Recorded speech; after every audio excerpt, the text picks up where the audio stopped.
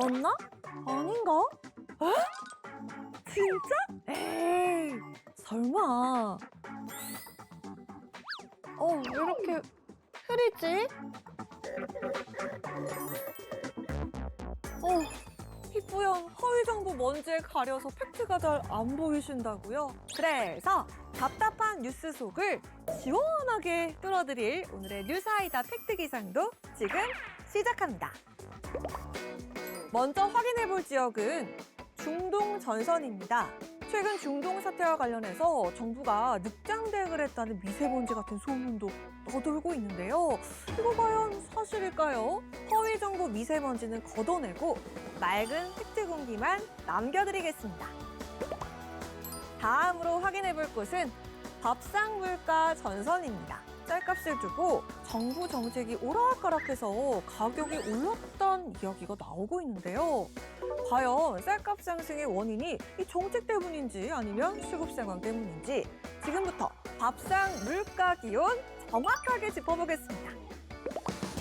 마지막으로 정책 하늘은 어떤지 살펴보겠습니다. 나만 AI 시대 뒤처지는 거 아니야? 하는 불안감. 쾌청한 날씨에 확 날려버리셔도 좋을 것 같습니다. AI 정책 분야에는 맑은 하늘과 쾌청한 날씨가 이어질 것으로 보이는데요. 전 국민 누구나 참여할 수 있는 AI 경진대회 개최!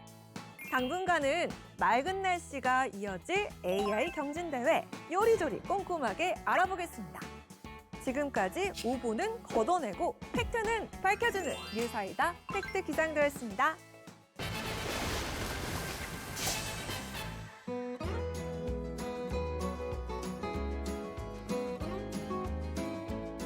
시청자 여러분 안녕하십니까? 쏟아지는 정보 속에서 중심을 잡는 KTV 팩트체크 뉴스하이다 팩트 정리맨 최대환입니다. 안녕하세요. 시청자 여러분의 답답함을 콕콕 집어내는 팩트 족집게 강아랑입니다. 네. 오늘 함께 팩트를 짚어주실 전문가를 모셨습니다. 우리 뉴스하이다에 없어선 안 될 보물 같은 분이시죠. 복잡한 국제 상황과 제도 문제를 쉽고 정확하게 설명해 주실 우리의 든든한 팩트 길잡이 서연희 변호사님 어서 오세요. 어서 오십시오. 네, 안녕하세요. 뉴스하이다의 공식 팩트 길잡이로 오늘도 소임을 다하겠습니다. 네, 서호 변호사님 오늘도 든든하고요.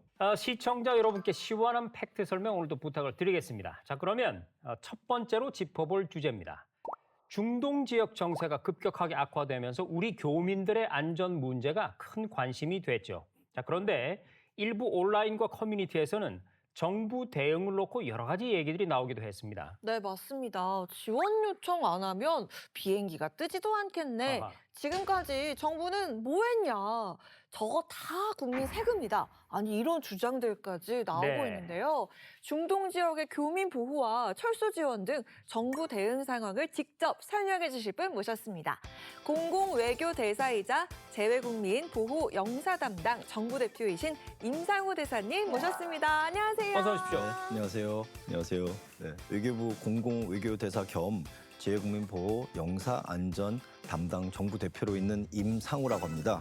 네, 오늘 시청자 여러분들께 시원한 팩트를 제대로 알려드리겠습니다. 네, 잘 오셨습니다. 자, 그러면 우리의 통과 의뢰가 있죠. 본격적인 팩트 체크에 들어가기 앞서서 답답한 속부터 한번 시원하게 풀어보겠습니다. 이럴 땐 뭐가 필요하죠? 바로 사이다죠. 그렇습니다. 다 같이 사이다 한 캔 하고 들어가겠습니다. 네. 준비하시고요. 자, 하나, 둘, 셋. 아, 시원하다. 네, 시청자들이 시원해지실수록 출연자들은 조금씩 살이 찌는 프로그램 KTV 뉴스하이다의 문을 열겠습니다. 본격적인 이야기에 앞서 제가 팩트 족집게잖아요. 그렇죠. 팩트 검증부터 들어가겠습니다. 네. 일부 매체와 온라인에서 다른 나라보다 우리 정부 대응이 늦었다. 일부 교민만 먼저 데려온 거 아니냐. 아니 이런 주장이 있는데 네. 이런 이야기들 이거 사실입니까? 전혀 사실이 아니죠. 네, 사실 정부는 지난 2월 28일 이란에 대한 공습이 시작되기 이전부터 계속 그 본부 공관 합동 화상회의를 통해서 상황을 정기적으로 체크하고 있었습니다. 네. 네. 제일 중요한 것은 이란에 있는 교민들이 가장 시급했습니다. 네. 공습 상황이 발생하자마자 이란에서 우리 교민들을 한 30여 명 조기에 대피시키는 계획을 수립해서 우리가 거의 최초로 대피시킨 국가 중에 하나였습니다. 그리고 그 후에 UAE 상황도 굉장히 시급해져가지고 그렇죠. 마침 그때 우리 외교장관께서 UAE 외교장관과 통화가 이루어졌습니다. 네. 그래서 통화 결과 극적으로 UAE 측에서 민항기 운항을 제한적으로 한국을 위해서 재개하겠다라는 결정이 있어가지고 UAE에서 민항기로 대피시킬 수 있었고요. 특히 바레인, 쿠웨이트, 레바논 등 국가들에 거주하는 우리 교민들의 대피가 굉장히 중요한 사안으로 부각됐는데 이들 교민분들을 대피를 위해서 결국은 사우디에서 집결해서 같이 사우디에 있는 교민들과 함께 대피시키는 작전을 실시하게 되었습니다. 네. 네. 지금 우리 대사님께서 시시각각 벌어지는 상황에 따른 우리 정부의 대응, 정확한 팩트를 확인해 주셨는데요. 그러면 실제 현장에서 우리 정부 대응이 언제부터 시작된 건지 궁금해집니다. 왜냐하면 인터넷에서는요, 정부가 이미 전쟁 징후를 알고 있었음에도 안일하게 대응을 하다가 뒤늦게 송기를 보냈다. 이런 주장도 있더라고요. 자, 대사님. 외교부가 현지 교민들에게 사전 대피 권고를 내렸었습니까? 네, 물론이죠. 일단 이 공습이 시작되자마자 사실은 우리는 사우디를 비롯한 중동 인근 국가들의 특별 여행 주의보를 발령을 했습니다. 네. 해당 지역 방문 예정인 우리 국민들께서는 그 방문을 취소하거나 연기를 하시고 네. 또 해당 국가에 체류 중이신 분들께서는 긴급한 용무가 아니면은 출국하시게 되기를 우리가 권장을 하게 됩니다. 권고하게 되고 업데이트된 그 비상 연락망을 통해서 교민들에게 일일이 다 연락을 합니다. 물론 그 교민 수가 예를 들어서 뭐 수천 명에 달하면은 각종 SNS라든지 그 홈페이지 안전공지를 통해서 이제 연락을 하게 되죠. 네.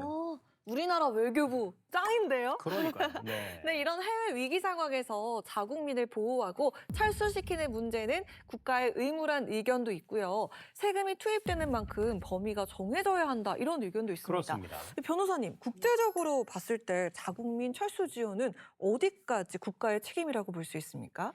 네, 영사관계에 관한 비엔나 협약 등으로 기준이 정해져 있는데요. 실제로 여기에서도 국민의 구조 비용을 모두 국가의 세금으로 지급해야 된다 이런 규정은 없습니다. 네.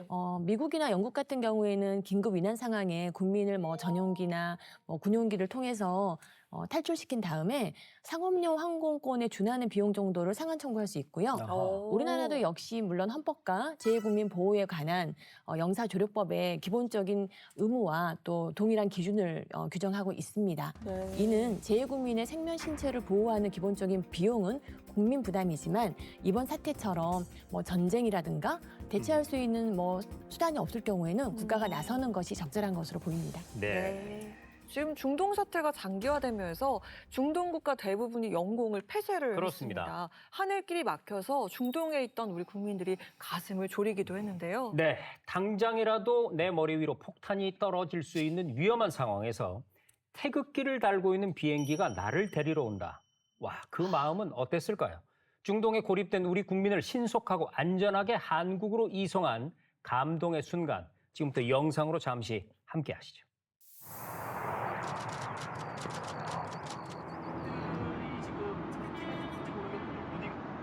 구약자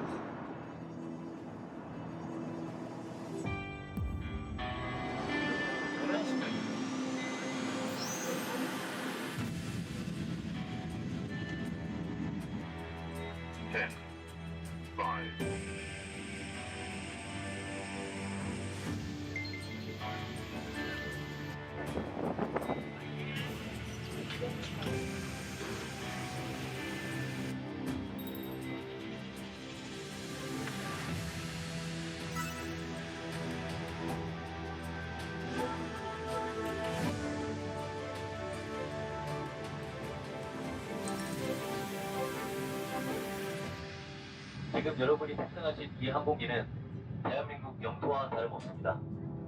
이제 모든 불안은 이곳에 내려놓아 주시기 바라며 우리 임무요원 전원은 여러분이 가장 안전하고 편안한 비행이 되도록 성심을 다하겠습니다. 감사합니다.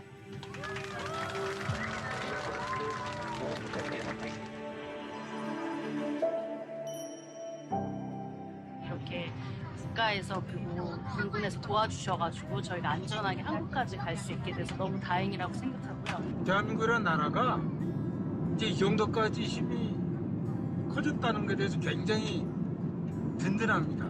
우리 이렇게 해주시는 거 너무 감사하고요. 파이팅 하세요. 네. 이게 바로 국가가 존재하는 이유 아니겠습니까? 국민의 안전을 지키는 모든 분들께 감사와 존경의 박수를 보냅니다. 현실이 드라마다. 이거는 드라마보다 더 감동적인 일이 아닐까라는 생각이 들고요. 이번 사막의 빛 작전에서 군 수송기 투입을 결정하게 된 이 결정적인 골든타임 신호가 좀 있었습니까? 이란이 그 걸프 지역 국가들의 공격을 감행하면서 그 해당 지역의 교민들의 상황들을 계속 실시간대로 우리가 파악하고 있습니다. 네. 그런 와중에 특히 레바논 쪽 교민들이 이스라엘 헤즈볼라 간 무력 충돌이 심화되고 있는 상황에서 굉장히 저 상황이 긴박하게 흘러갔습니다. 이에 따라서 정부 차원에서 본부, 공관, 특히 관계부처 합동회의를 여러 번 개최한 결과 3월 14일 그때로 이제 확정을 했습니다. 네. 군 자산을 사용하기를 희망하신 분들은 빨리빨리 신청하길 바란다 또 네. 독려를 했고요. 특히 가급적이면 굉장히 위험한 지역에 노출되어 있는 분들한테는 강력하게 권고를 했죠. 사우디 같은 경우는 특히 이제 영유아, 가족 동반, 특히 취약계층 계신 분들을 우선적으로 선별해야 해서 네. 탑승할 수 있도록 우리가 안내를 하였습니다. 이렇게 해서 같이 디데이인 3월 14일 날 다 집결하여서 한국으로 무사히 다 도착하게 된 거죠. 네. 대사님, 이날 그 작전명이요. 사막의 빛인데 사막의 빛 어떤 의미가 있습니까? 밤이 되면은 깜깜합니다. 진짜 고요하고 깜깜한데 그 깜깜함을 뚫고 빛이 쫙 나오면 이제 바로 이제 희망이 생기죠. 희망으로 그 안전한 지역으로 이끄는 와. 와, 너무 눈부셔요. 멋지다. 네, 역시 그렇게 깊은 뜻이 있었군요. 사막의 빛. 그런가 하면 정부 수송기나 군용기를 이용해서 귀국할 때 교민들이 항공료를 전혀 내지 않는다. 이런 소문도 있더군요. 군 수송기 투입이나 정부가 교민 철수를 지원하는 문제를 두고 형평성 논란이나 특혜 논란이 나오기도 하는데요. 변호사님, 이거 법적 또는 제도적으로 봤을 때 이런 위기 상황에서 국가가 취할 수 있는 조치 범위 어디까지라고 볼 수 있을까요? 이는 특혜가 아니라 국가의 의무를 다한 행정력의 발동이라고 볼 수 있습니다.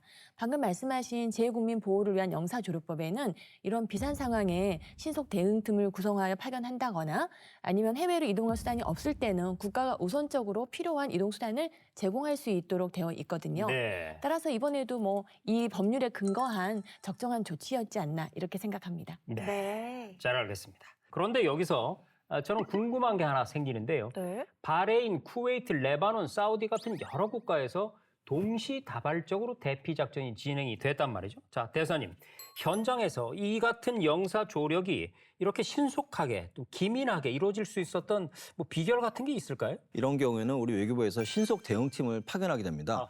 현장에서 이번 경우는 사우디죠. 사우디 대사관과 함께 현장 지휘소 역할을 하게 됩니다. 쿠웨이트 같은 경우는 우리 대사관 영사가 사전에 미리 그 대피 루트를 답사를 하고 안전한 거 확인한 후에 영사가 대동하여서 교민과 함께 10시간을 이동을 하였습니다. 네. 마침 그래도 레바논은 민항기가 계속 운행을 하고 있습니다. 네. 그래서 교민분들을 2번 나눠서 민항기로 안전하게 리야드로 대피시킬 수 있도록 우리 영사들이 지원했고요. 바레인 같은 경우는 육로로 이동하면은 약 한 300km 정도 됩니다. 그래서 마찬가지로 우리 대사관에서 거리 안전을 확보하고 안전 대피할 곳이 없다라는 분들이 계셔가지고 관저에서 이제 대피하시다가 이동할 수 있게 그렇게 하였습니다. 그래서 이렇게 동시다발적으로 여러 국가에서 대피 작전이 이루어지고 이 모든 것을 다 그 사우디에 있는 현장 지휘소 신속 대응팀이 현장에서 지휘를 해가지고 아주 잘 완벽하게 작전 수행하게 된 거죠. 네. 멋있다. 네, 오늘도 궁금했던 부분들이 시원하게 정리된 시간이었습니다. 팩트체크 정리 들어갑니다. 중동 사태 대응을 두고 늑장 대응이다, 보여주기식 작전이다, 군 수송기 투입은 과도하다. 여러 가지 이야기들이 있었지만 실제로는 여행 경보 조정, 또 사전 대피 권고, 군 수송기 투입까지 상황 단계에 따라서 기민한 대응이 이루어졌다고 정부는 설명했습니다. 해외 지금의 위기 상황에선 확인되지 않은 정보보다 정확한 사실 확인이 무엇보다 중요해 네. 보입니다. 지금까지 중동 사태 대응과 관련한 사실관계를 확인해봤습니다. 아니, 우리 정부 너무 자랑스럽고요. 대한민국 사랑합니다. 오늘 함께해주신 임상우 대사님 고맙습니다. 고맙습니다.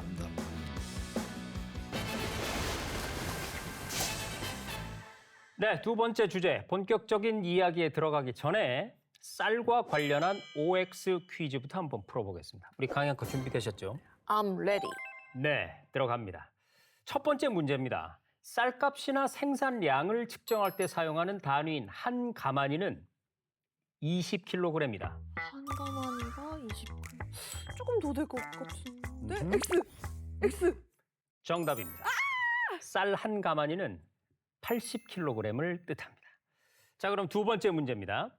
전 세계적으로 인기를 끌고 있는 냉동 김밥은요, 해동 이후에도 밥알의 질감을 유지하기 위해서 일반 쌀이 아니라 특수 가공된 인조쌀만을 사용한다. 인조쌀이라는 게 있어요? 인조쌀 나 처음 들어보는데 X가 아닐까 싶은데. 정답입니다. 자, 냉동 김밥의 핵심 기술은 바로 급속 냉동과 급속 해동에 있기 때문에 인공쌀을 사용하지 않습니다. 다음 세 번째 문제입니다. 전통적인 쌀 가공식품인 떡볶이는 아우 맛있겠다. 해외 수출 때 유통기한 문제 해결을 위해서 주로 밀떡 제품으로만 수출한다. 아, 저는 밀떡이 좋더라고요. 아, 그렇습니까? 왠지 그 취향에 맞게 밀떡이 아닐까 싶은데. 땡, 땡, 땡, 땡, 땡, 땡, 땡, 땡.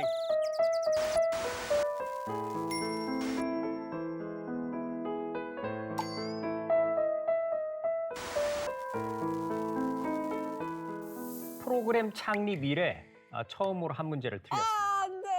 자, 사실은 이 K푸드의 정체성을 살릴 수 있고 또 해외 시장의 트렌드를 반영해서 쌀떡이 경쟁력도 높다고 합니다. 역시 우리 쌀이죠. 그렇군요. 네, 유통기한 문제 해결 이렇게 나오니까 그럴듯하죠. 너무 그럴듯해서 헷갈렸습니다. 그렇습니다. 오늘 쌀과 관련한 퀴즈를 풀어본 이유, 바로 쌀값 때문입니다. 아, 최근 한 기사에서 이 네. 쌀값이 너무 올라서 김밥집 장사가 음흠. 너무 힘들다. 또 쌀값이 오른 것은 정책이 오락가락해서 그렇다. 이런 기사가 나왔습니다. 네, 과연 사실은 어떨까요? 농림축산식품부 식량정책과의 김동현 과장이 나오셨습니다. 과장님 어서 오십시오. 어서 오세요. 안녕하세요. 농식품부 식량정책과장 김동현입니다. 오늘 쌀값과 쌀수급 정책에 대한 오해와 진실 자세히 설명드리도록 하겠습니다. 네, 잘 오셨습니다. 그럼 과장님 우선 이것부터 여쭤볼게요. 기사에 보면은 이 쌀 수급 안정책이 오락가락했다.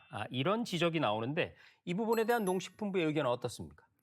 정교한 쌀 수급 정책을 위해서 다양한 데이터를 수집하고 분석해서 쌀 수급 정책을 만드는데요. 네. 새로운 데이터들이 업데이트가 되면 저희 수급 정책도 수정돼야 되고요. 그렇기 때문에 수급 정책의 상황에 따라서 탄력적으로 변동될 수밖에 없는 상황인데 그걸 두고 오락가락했다고 얘기하는 것은 맞지 않다고 생각합니다. 그러시군요. 네, 이 현장이나 사회 상황의 변화에 따라서 정책에 조금씩 변화를 주는 건 좀 필요하지 않나 이런 생각도 들거든요. 먼저 변호사님께 여쭙도록 하겠습니다. 이 정책의 탄력적 운영에 대해서 어떻게 좀 생각하시나요? 아, 네, 맞습니다. 행정정책은 신뢰성의 원칙과 한 목적성의 원칙이 균형을 잡아야 하는데요. 네. 방금 쌀 수급 정책 같은 경우에는 말씀하신 대로 우리가 통제할 수 없는 요소도 상당히 많이 있습니다. 기후 여건의 변화라든가 아니면 해외 공급망의 변화 이런 것들이 있는데요. 이럴 경우에는 어떠한 정책을 고집하는 것보다는 상황 변화에 맞추어서 탄력적이고 또 한목적적인 이러한 정책이 필요할 것으로 보입니다. 네. 자, 과장님 기사에서 보면 시장 격리 정책이 왔다 갔다 했다. 이런 얘기가 나오거든요. 우선 시청자들이 이해를 돕기 위해서 이 시장 격리 정책이라는 게 어떤 건가요? 네. 쌀 수급 정책을 간단하게 설명드리면은 네. 우리 소비량 대비 쌀 생산이 많이 되면 쌀이 남게 되고 그렇죠. 그러면은 쌀값이 폭락할 수 있고 네. 또 너무 폭락하게 되면은 우리 쌀 그 산업의 기반이 흔들릴 수 있기 때문에 초과되는 그 생산량을 시장에서 격리를 해서 정부 창고로 이구하면 적정 쌀값을 유지할 수 있는 그런 정책입니다. 네. 네, 그 기사를 보니까요. 작년에 쌀이 많이 남을 것으로 예상을 해서 10만 톤을 시장 격리하다가 올해 그 예상이 빗나가서 그 계획을 아예 뒤집었다. 뭐 이렇게 이야기를 하고 있거든요. 이 부분 좀 어떻게 된 겁니까? 네. 저희가 쌀 수확기 대체기로 하는데요. 네. 당시 10월 달에 저희가 판단하기로는 16만 5천 톤이 소비량보다 많을 것이다. 네. 이렇게 예측을 했었고 그래서 그중에 10만 톤을 시장 격리하겠다. 이렇게 결정을 했었는데 다만 저희가 예산 생산량하고 또 2년 전 소비량에 기반하다 보니까 그 데이터처에서 실제 생산량이 나옵니다. 11월 달에. 네. 그다음에 다음에 1월이 되면 그 전해 쌀 소비량이 나오게 됩니다. 네. 그래서 그 데이터들을 업데이트해서 저희가 그 기존의 쌀 수급 대책을 다시 한번 재조정하겠다. 이렇게까지 당시에 발표를 했었습니다. 그래서 그렇군요. 그 데이터들이 나오고 나서 저희가 대책을 다시 수정을 한 것이죠. 네. 자, 그럼 과장님 기사 내용을 보면은요. 쌀값이 물가 상승률보다 9배나 더 올랐다. 이런 내용이 나오는데 이건 사실인가요? 지난 20년간 소비자 물가 지수 상승폭으로 생각했을 때 전체 물가 상승률을 봤을 때는 57%가 올랐는데요. 네. 쌀은 지난 20년간 46%밖에 안 올랐습니다. 그래서 아까 20kg당 그 62,000원대, 많을 때 63,000원까지 올라가고 있는 수준인데요. 만약에 소비자 물가 상승률이 20년 동안 상승한 걸 그대로 적용했을 때는 쌀값이 지금은 20kg당 72,000원 정도 수준이 돼야 됩니다. 근데 지금은 62,000원, 3,000원 수준입니다. 네. 그러니까 이 경우에도 단순 비교보다는 전체적인 추이를 볼 필요가 있겠군요. 네, 맞습니다. 네. 아니 그 공깃밥 식당에서 시키면 1,000원이 국룰이잖아요. 네. 근데 그 쌀값이 많이 오르면서 공깃밥 가격도 올랐다고 하는데 이거 사실입니까? 저희가 급하게 저희 직원들이 총동원돼서 이제 조사를 해봤습니다. 네. 모 포털 사이트에 이제 식당의 메뉴판을 이제 올려놓고 있지 않습니까? 그래서 네. 그 메뉴판에 그 공깃밥 가격대를 무작위로 저희가 해보니까 대부분 1,000원입니다. 대부분. 네.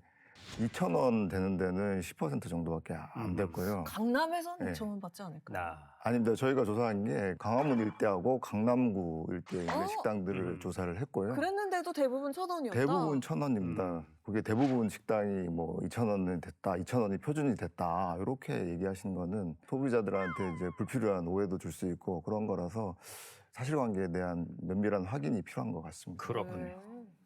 이 문제는 이 소비자들이 어떻게 느끼고 있는가 그렇죠. 인데요. 제가 기사에 달린 댓글을 좀 봤습니다. 뭐 공깃밥 2,000원 하는 데가 많다. 쌀값 오르면 관련 물가 다 오른다.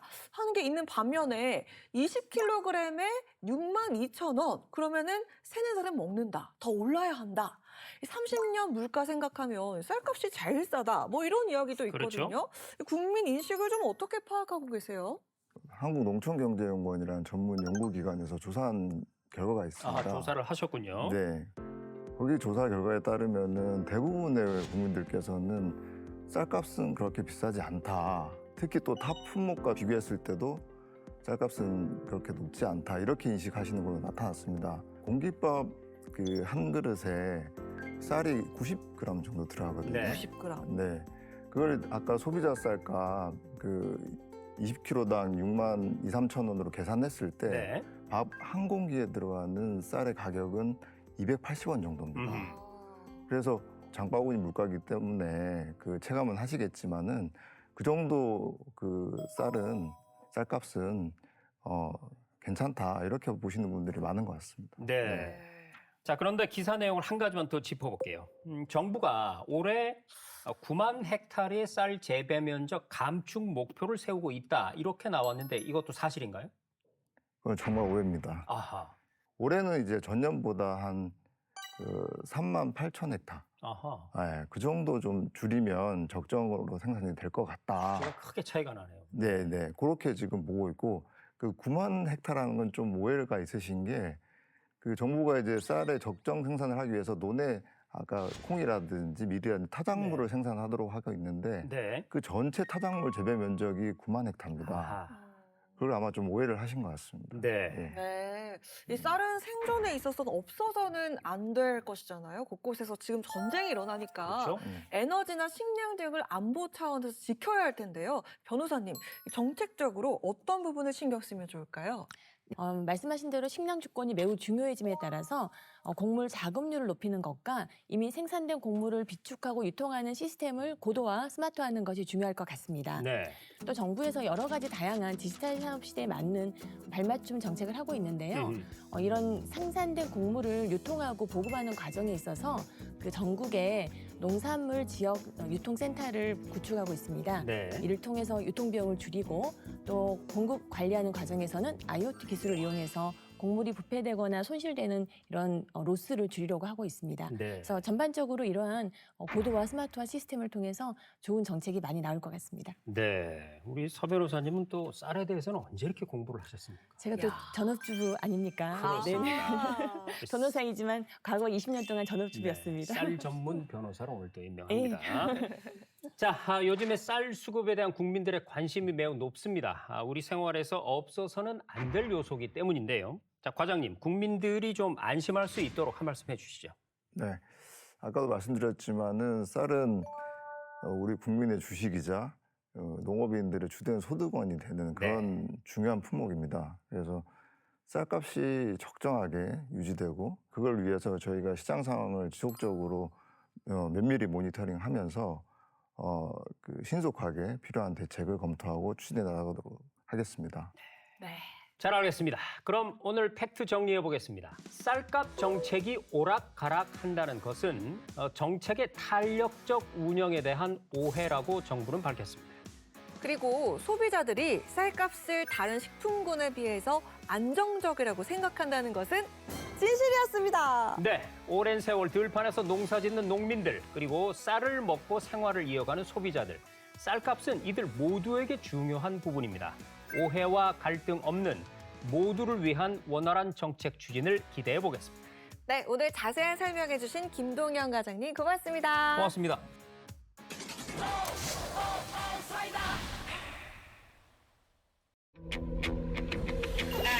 피고, 유죄!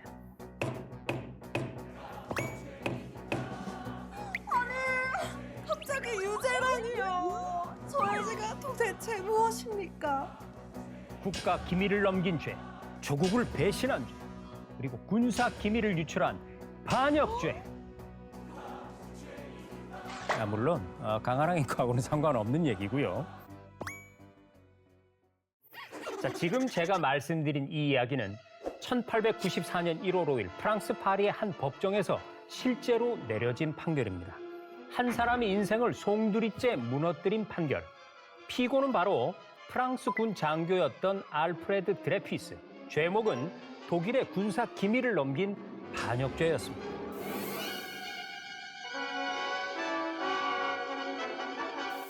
군 장교가 군사 기밀을 넘겼다고요? 유죄 판결이 났으면 확실한 증거가 있었겠죠? 문제는 거기에 있습니다. 사실 증거는 전혀 없었습니다. 하지만 이미 사람들은 결론을 내리고 있었죠. 드레피스는 유대인이었고요. 당시 프랑스는 반유대주의가 넘쳐나고 있었거든요. 물론 신문들은 앞다퉈서 유대인 장교의 배신 이런 자극적인 제목들을 뽑아냈거든요. 증거는 부족했고 심지어 필적 감정도 일치하지 않았지만 그는 유죄 판결을 받고 말았습니다. 편견과 조작으로 나라를 위해서 일한 군인을 반역자로 몰았다니요. 그렇습니다. 하지만 이때 누군가가 나타납니다. 바로 프랑스의 작가 에밀 졸라였죠. 그는 신문에 나는 고발한다 이런 글을 실어서 조작을 폭로했습니다. 그리고 진실을 찾기 위한 노력 끝에 1906년에 드디어 피고 무죄!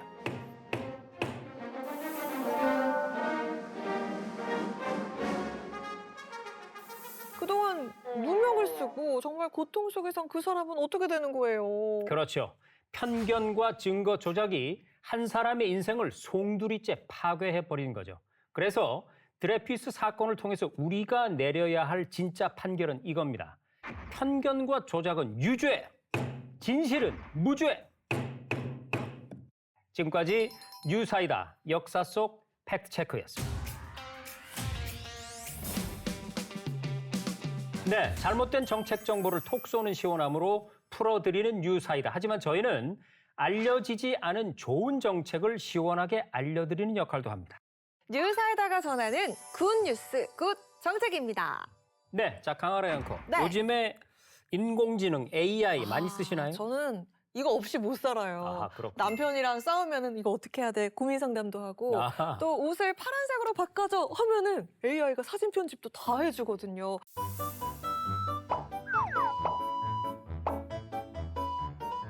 네, 역시 뉴사이다 앵커 아니랄까 봐 AI를 참 잘 쓰고 있었군요. 자, 그러면 AI 경진대회 한번 나가보는 거 어때요? 경진대회요? 네. 근데 제가 저는 휴대폰에 있는 그냥 AI만 간단하게 쓰는 거지 음흠. 전공자도 아닌데 제가 경진대회를요? 네. 그런 거는 공대 학생들이나 전공자들이 오랫동안 준비해서 나가는 그런 거 아닐까요?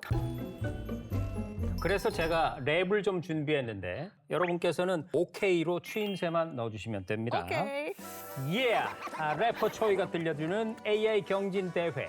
할아버지 할머니도 오케이. 옆집 아저씨도 오케이. 강앵커 최앵커도 오케이. 따라서 전 국민 모두가 오케이. 전 국민 누구나 참여할 수 있는 대회를 정부가 준비하고 있다는 겁니다. 네. 상금도 어마어마하답니다. 저 진짜 나가볼까 싶은데 정말 그런 대회가 있다는 거잖아요. 그렇습니다. 어떤 내용인지 어서 빨리 알아봐야 되겠습니다. 과학기술정보통신부 이도규 정보통신정책실장님 나오셨습니다. 어서 오세요. 어서 오십시오. 안녕하십니까. 과학기술정보통신부 정보통신정책실장 이도규입니다. 불러주셔서 감사합니다. 솔직히 AI 경진대회 그러면은 코딩 같은 거 필수 아니겠어요? 그렇지 않습니다. 어? 물론 전문가 트랙도 있지만 일반인들이 코딩을 몰라도 참여할 수 있는 여러 가지 경진대회를 마련했습니다. 예를 들자면 AI 퀴즈 대회라든가 AI 활용 사례 공모라든가 AI 오류 찾기라든가 그 코딩 능력이나 아니면 AI에 대한 활용도 그 지식이 높지 않더라도 가볍게 참여해서 AI에 대한 관심도 높이고 또 배울 수 있는 그런 트랙이 여러 가지가 마련되어 있습니다. 그렇지 않아도 얼마 전에 대통령께서도 이 AI를 활용하지 않으면 마치 산수라든지 한글을 깨우치지 못한 것 같은 상황이 올 수 있다. 이런 얘기를 했거든요. 그만큼 AI 활용이 우리에게 거의 일상이 네. 됐습니다. 자, 실장님, 전 국민이 참여할 수 있는 대회를 추진하시게 된 것도 이런 배경과 무관치 않은 거죠? 네, 맞습니다. AI가 요즘 일상화되고 있는데요. 학생들이 정보 검색을 한다라든가 일반인들이 직무를 하면서 AI를 활용하고 네. 또 일반인들이 여행 예약도 AI를 통해서 하고 광범위하게 활용하고 있습니다. 그렇습니다. 이제 앞으로 이런 경향이 더 심해질 건데요. 그런 측면에서 AI에 대한 인식도 제고하고 활용도도 높이기 위해서 저희가 전국민 경진대회를 준비하였습니다. 네, 결국 이 기술 대결이라기보다는 AI를 생활에서 얼마나 잘 활용하느냐 이걸 그렇죠. 겨루는 대회인 것 같은데요. 예를 들어서 저희 아버지가요 사실 요리를 잘 못하시는데 AI로 미역국 레시피 이렇게 하하. 쳐서 어머니께 생일상을 차려드리고 와 처음으로 음흠. 칭찬을 받았다 이런 사례도 가능하다는 거잖아요. 네, 그렇습니다. 아주 좋은 아이디어 같은데요. 그렇군요. AI 챔피언 대회라 그래가지고 스타트업 같은 전문가들이 AI 활용해서 새로운 서비스나 새로운 기술을 개발하는 그런 경진대회 트랙이 있겠고요. 또 AI 루키라 그래가지고요. 대학생들이 AI를 활용해서 새로운 서비스를 만드는 그런 트랙도 있습니다. 자, 그런데 변호사님, 이런 것도 좀 궁금해지네요. 누구나 참여할 수 있다 이렇게 돼 있지만 사실 요즘 식당을 가보면은요. 그 키오스크 이거조차 좀 활용하기 힘들어 하시는 분들도 많거든요. 이런 어떤 디지털 취약 같은 게 문턱을 낮출 수 있는 그런 제도적 장치도 있어야 하지 않을까요? 예, 맞습니다. 우리 정부에서도 AI를 활용하고 접근하지 못하면 이는 단순히 편리성의 문제가 아니라 생존에도 직결된다라고 보고 중장기적인 계획을 수립하고 있는 것으로 알려져 아하. 있습니다. 네. 국정기획위원회에서도 AI 기본 사회를 비전으로 제시를 하였고요. 이에 따라 2026년 1월부터는 디지털 포용법이 제정되었습니다. 방금 말씀하신 키오스크 같은 경우에도 노약자나 장애인들은 접근하기가 어려운데요. 그렇죠. 이런 경우에는 음성인식 기능을 편제하거나 휠체어가 접근 가능하도록 하는 등 이 법에서 자세한 정책도 시행하도록 하고 있습니다. 네. 실장님, 이번 전국민 AI 경진 대회에서도 이 고령층이라든지 디지털 취약계층을 위한 어떤 어떤 특별한 계획 같은 게 있나요? 네, 그렇습니다. 저희가 이제 그런 분들 디지털 취약계층을 위해서 국민행복 AI 경진대회라고 따로 트랙을 만들었는데요. 아하. 디지털 배움터라든가 여러 복지관이라든가 주민센터를 통해서 저희가 다양한 AI 교육을 시키는 게 있습니다. 그 교육에서 나온 결과물을 가지고 이분들도 작지만 이렇게 경진대회에 참여해서 이렇게 겨루는 그런 프로그램이 있습니다. 제가 뭐 소문으로 듣기에 무료로 또 교육도 있다고 하던데요. 네, 맞습니까? 지금 말씀드린 디지털 배움터라든가 이런 부분은 다 무료로 교육을 다 시키고 무료였어요? 있습니다. 네, 그렇습니다. 아. 이번에 저희가 전국민 AI 경진대회를 하는 목적이 한 3가지 정도가 있는데요. 네. 첫 번째는 앞서 말씀드린 AI에 대한 인식을 제고하는 부분이 되겠고요. 두 번째는 우리나라 국민들을 통해서 새로운 아이디어라든가 새로운 기술을 개발하는 게 있고 마지막 세 번째가 국산 AI를 확산하는 내용이 되겠습니다. 근데 아까 그 최앵커님이 상금이 네. 어마어마하다 뭐 이렇게 이야기를 하셨다고 네. 하는데 입상하면은 어떤 혜택이 있는지 좀 설명 부탁드릴게요. 네, AI 챔피언 같은 경우에는 좀 장기간의 개발을 통해서 네. 이렇게 새로운 기술을 만드는 그런 부분이 돼서 그 1등 상금이 한 5억입니다. 오, 네? 5억입니다. 5억이요? 네, 그것도 네. 2명이나 줍니다. 두 팀 주게 됩니다. 총 상금 10억인가요? 총 상금은 30억에 달하고요. 네? 와우. 네? 와우.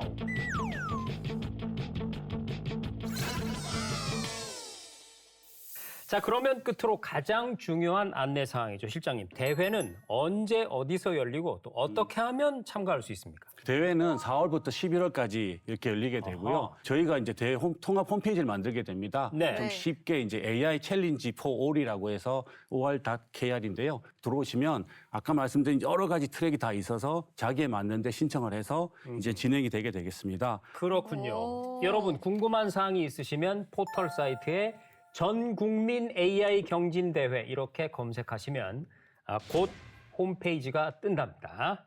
자, 그러면 오늘의 굿뉴스 굿정책 팩트 정리해 보겠습니다. 19세기의 산업혁명으로 마차가 자동차로 바뀌었듯이 21세기 AI 혁명은 우리 일상을 10배, 100배 더 편리하게 만들었습니다. 그리고 정부는 그런 AI 시대를 앞당기기 위해서 전 국민 누구나가 참여 가능한 경진대회를 마련했고요. 네. 아, 나는 못해, 난 못하겠어. 이런 생각은 버리시고요. 그렇습니다. AI한테 이거 한번 시켜볼까? 이런 호기심만 가지면은 참가할 수 있는 전 국민 AI 경진대회입니다. 지금 바로 검색해보세요. 네, 오늘도 3가지 정책 주제를 짚어봤는데요. 중동 사태 속 우리 정부의 대응을 둘러싼 논란, 쌀값 정책을 둘러싼 오해와 진실, 그리고 AI 시대를 준비하는 새로운 정책까지 이야기의 시작은 논란이었지만 이야기의 끝은 팩트였습니다. 국가는 국민을 지키기 위해서 존재하고 정책은 국민의 삶을 위해서 존재합니다. 네, 그리고 그 모든 이야기의 출발점은 언제나 늘 팩트라는 사실 기억해 주세요.